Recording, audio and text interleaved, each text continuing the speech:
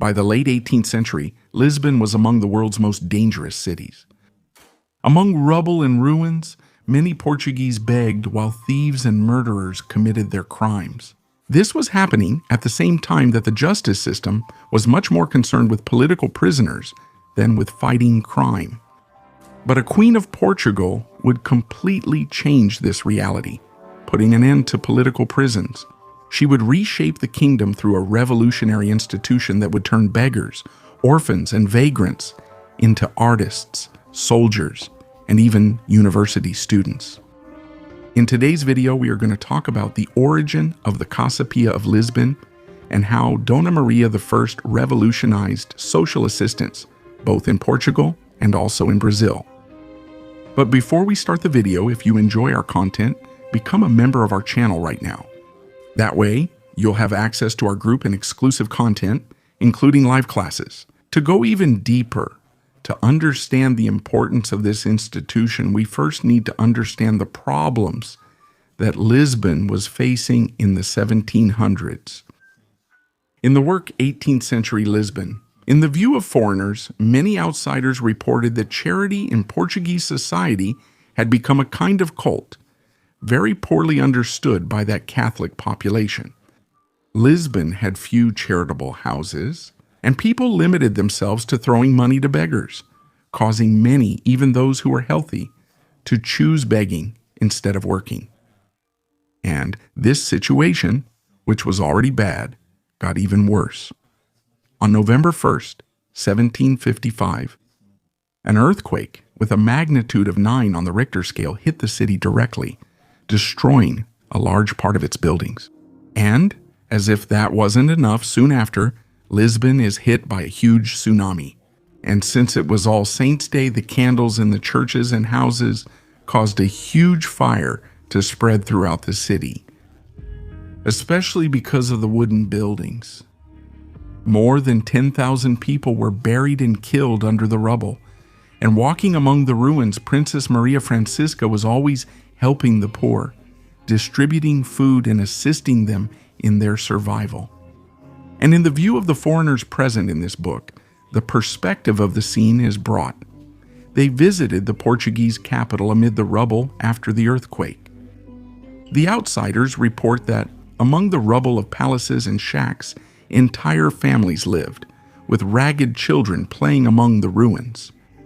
But they also attest that at night such places were extremely dangerous.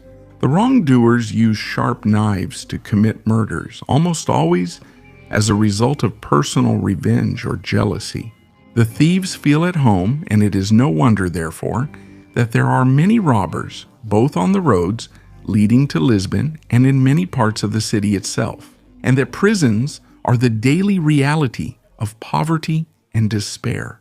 And what's interesting about all this is that the work itself points out that criminal justice was relentless, with public executions happening all the time, but at the same time, it was extremely unjust. There was no distinction between people who were persecuted by Marquês de Pombal and habitual criminals who committed serious crimes. And justice didn't even follow a standard. Many times it was quick for political prisoners and extremely slow for other crimes. We can highlight the Tavora case, where members of the entire Tavora family were tried in just 3 months. They were stripped of their titles, tortured, and executed, with some watching the deaths of the others. This happened because, as enemies of Marquês de Pombal, they were accused without evidence of attempting against the king's life. But all of that would change with Princess Maria Francisca's ascension to the throne. The Queen promotes the Viradeira, a movement in which most of Marquês de Pombal's policies are reversed, and she orders the immediate release of more than 800 political prisoners, including priests, nobles, and aristocrats, who had been imprisoned in the dungeons during the Pombaline dictatorship. Some people were imprisoned merely for being relatives of political enemies, as was the case of the famous poet Leonor de Almeida, Portugal, who was imprisoned at the age of 8 and released at 27 simply for being related to the Tavora family. But even so, crime, vagrancy, and begging were still a serious problem on the streets of Lisbon. And that's when Dona Maria has an idea that would change everything. The magistrate of Pombal, who carried out arrests throughout the city, was named Diogo Inácio Pina Manique. And knowing that he was competent in the missions assigned to him, Maria makes him responsible for eradicating vagrancy in the country. The queen, like many people, could see the correlation between crime and the large number of beggars. But at the same time, it was not a Christian thing to condemn everyone to forced labor or prison, especially considering that many in that situation were children, orphans, or people with disabilities. In this way, the queen comes up with the idea of a social rehabilitation house, where, instead of giving money to beggars, they would be taught a trade so that they could enter the job market. And this could apply both to beggars and to the orphans of the kingdom. Everyone who had no direction could enter this institution and leave there with a trade. Already able to earn money and survive this way, she created in 1780 the Royal Casa Pia of Lisbon, with the goal of teaching hundreds of women and men in a practical and fast way trades that were useful, as José Hermano Saraiva says in his book History of Portugal. To occupy these people, looms were installed, and shortly after, weaving schools were operating, with masters hired from foreign countries. Schools were set up for children to teach reading, writing, and arithmetic. Little by little, this initial school center was expanded according to the needs for skilled labor required by the city's life. And Casa Pia reached such a level that many young people went directly to serve in the Navy and the Army, or directly to the University of Coimbra. This was because they received courses ranging from arithmetic, military training, drawing, and pharmacology, to classes in multiple languages. José Hermano Saraiva even mentions that some Casa Pia students were sent to study medicine in England and in Latin studies at Coelho. Casa Pia was a true plebeian university, the new academy of the proletarians, and this term, plebeian university, became very popular.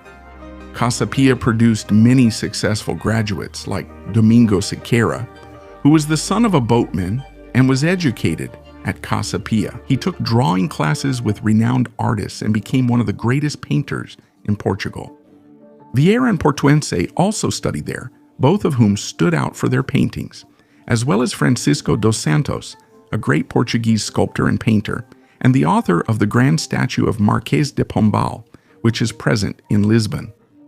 Being fatherless, he entered Casa Pia de Lisboa, from where he would be promoted to the School of Fine Arts in 1993, and he would establish himself as a sculptor, in addition to playing soccer for a club founded by former students of Casa Pia Esporte Benfica de Lisboa, which to this day is one of the biggest clubs in Portugal. Many soccer players also came out of Casa Pia, like Candido de Oliveira and Mario da Silva Marques, who was also a swimmer and set an Olympic record at the 1924 Olympics. Casa Pia would face many setbacks throughout its history. During the French invasions in 1808, it was closed by Junot and was moved to different buildings several times. Managing almost 1,000 students, it trained young people in useful trades and placed many in military careers. And at the end of his life, Pina Manique. In a letter addressed to Joaquim Guilherme da Costa, Posse proudly says that many men who, if they had remained on the street, would have become outcasts. They were now university students, army or navy officers, painters, sculptors, prelates, and magistrates. All of this was thanks to Casa Pia, which he helped to found. Casa Pia would not be limited to Lisbon. In 1792, Casa Pia do Porto would be created, and in 1799, it would also arrive in Brazil, with the foundation of Casa Pia de São Joaquim in Salvador, intended to shelter indigent orphans in the capital of Bahia. The creation of Casa Pia was a state initiative born from the mind of a concerned and pious queen who not only wanted to reduce crime, but also to rehabilitate offenders and orphans into useful services for society. And it was also brilliantly managed by a relentless man like Pina Manique, who knew better than anyone how to fulfill his missions. And precisely because of her vision, Dona Maria would be known throughout the Kingdom of Portugal as the Pious.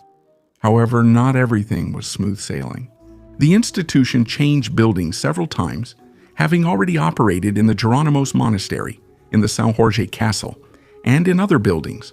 And if before it was a source of Portuguese pride, it became a synonym for scandal. When, in 2002, several cases of child abuse were discovered, which had occurred on the premises. This happened over several years, which resulted in the conviction of those involved. Thus today, Casa carries a sad ambiguity. It is seen as a source of pride for what it once was, having been envisioned by Dona Maria, but it is also tainted by the scandals that marked it in the Portuguese Republic. And did you know about Casa? What surprised you the most? So, leave a comment right now here on the channel to support our work and take the opportunity to become a member now.